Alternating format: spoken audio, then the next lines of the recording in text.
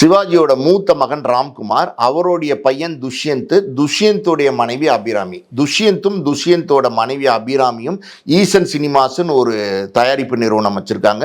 அந்த தயாரிப்பு நிறுவனம் சார்பாக ஜெகஜால கில்லாடின்னு ஒரு படத்தை தயாரிக்கிறாங்க. இது சில வருடங்களுக்கு முன்னாடியே தயாரிச்சிட்டாங்க.